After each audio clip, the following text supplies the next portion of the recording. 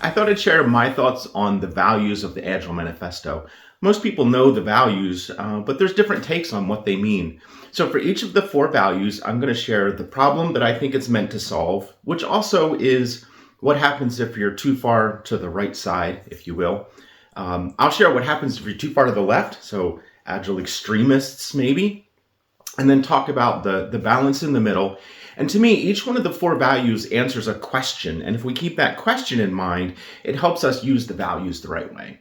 So the first value is we value individuals and interactions over process and tools. And so that's the left, individuals and interactions over process and tools, which is the right.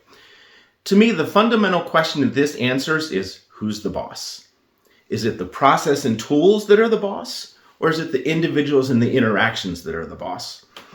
I think that this was meant to combat projects that were, or not even projects, but processes that were so, and tools that were so mandated that even if you knew it was the right thing to do, that we should do with something a little bit differently, the process and the tools said, thou shalt not. And so you just couldn't do it.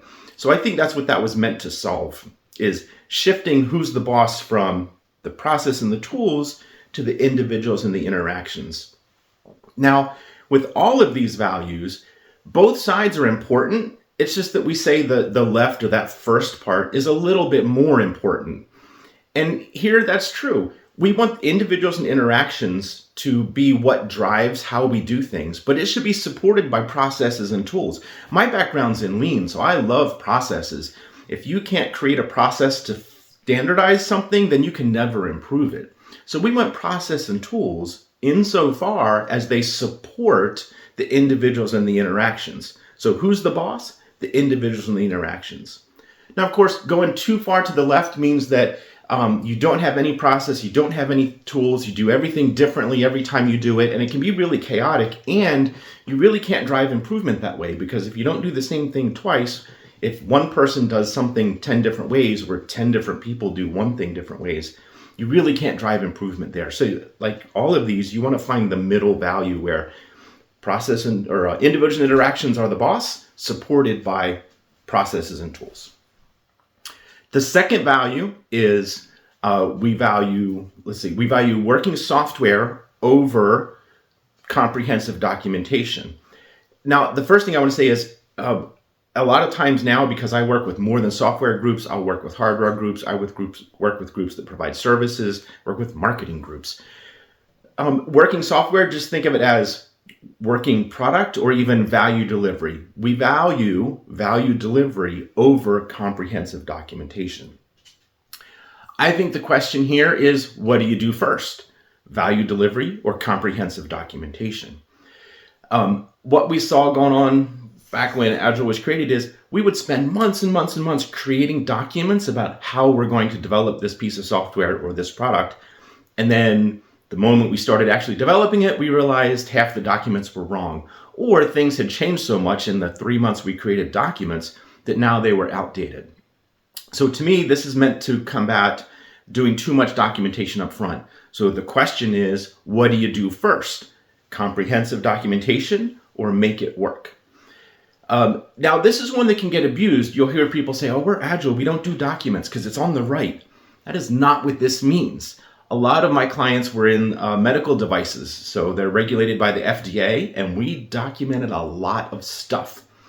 But the point of this one, to me, is you create something that works, and then you properly document it, and then you make it work better, different, do more, and then you properly document it.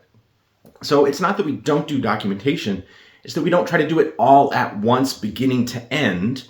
We do just enough that we can then do some development, some delivery, get some feedback, and then we update our documents. So that's the second one. It's about finding that balance between those two, and which one do you do first? Comprehensive documentation or working software? The third one, we value customer collaboration over contract negotiation. The question here in my mind is the contract the beginning or end of the conversation?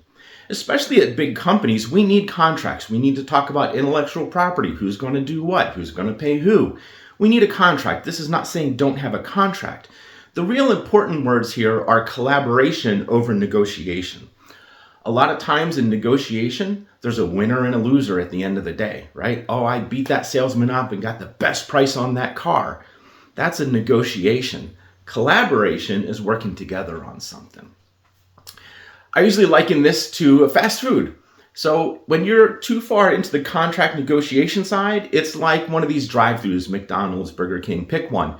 You drive up to the little box, give me a UI with 4 buttons, a password box, and make it blue. All right, that'll be $10,000, pull around. You make the contract, and then you pull around the building, never interacting with the people in the building. You get to the window, they drop it in your lap and hope they got it right. That's what was going on that I think this statement is meant to alleviate, is we were way into contract negotiation and then we'd go away and never see the customer until we delivered. On the other side, the way it is more ideal when we have customer collaboration, we make the contract, but then we collaborate with the customer. I liken this to Subway or Chipotle, one of those ones where you stay with, so you make a contract, I want a sandwich. I want a foot-long sandwich.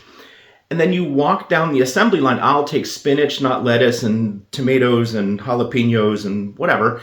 You go down the line collaborating. And that's the way we want this to work in business. We make a contract, but then we collaborate as we figure out how to fill the value of that contract. And that might mean some changes here and there. But we want it to be with the customer. So that's the point of that second one is the contract the beginning or end of the conversation? We want it to be just the beginning. Now the contract's in place. Now let's really start connecting with each other. Then the fourth and final one, we value responding to change over following a plan. This is another one that can get abused. Agile abusers will say, we don't need to plan. We just start. We call them cowboy coders. They just jump in and start going. Now, to me, the question here is, what happens when change comes? In what was happening pre-Agile is we'd have a 1,000-line Gantt chart, and no matter what, we would try to stick to that chart. And if something went off course, we'd try to crash the schedule, and we have critical paths and all this kind of stuff. We weren't good at ingesting change. Now, that's a pretty outdated statement. Even people doing Gantt charts now are pretty good at adapting change. But what Agile is about is responding to change. When a change comes, okay, does that mean we need to change our plan? How do we adapt? How do we overcome? There can be too far of an extreme on that side of, we decide we're starting off making a motorcycle, and then, when we're near the end, we decide, we're going to make speedboats instead. That's not the kind of change we're talking about here. As a project goes along, at first the change may have a big delta. We're going to do motorcycles or speedboats. But once we pick one, we expect that the trade-offs we're talking about narrow down, generally speaking. Now, things like COVID and giant things happen that turn that on its head, and you have to stop and make a change. But for the most part, as a project goes, we want the changes to get smaller as you go along. So when the change, we respond to that change by adapting a plan little bits towards the end, right? Maybe bigger bits towards the beginning. So that's the 4 questions that I think that the Agile Manifesto answers with these value statements. I hope you found something interesting in here. Share your comments down below. I'd love to hear your thoughts. If you think it's right, wrong, or indifferent, that's just kind of the manifesto according to Sean. It's not particularly right or wrong. So I'd love to hear what you think, and thanks for tuning in.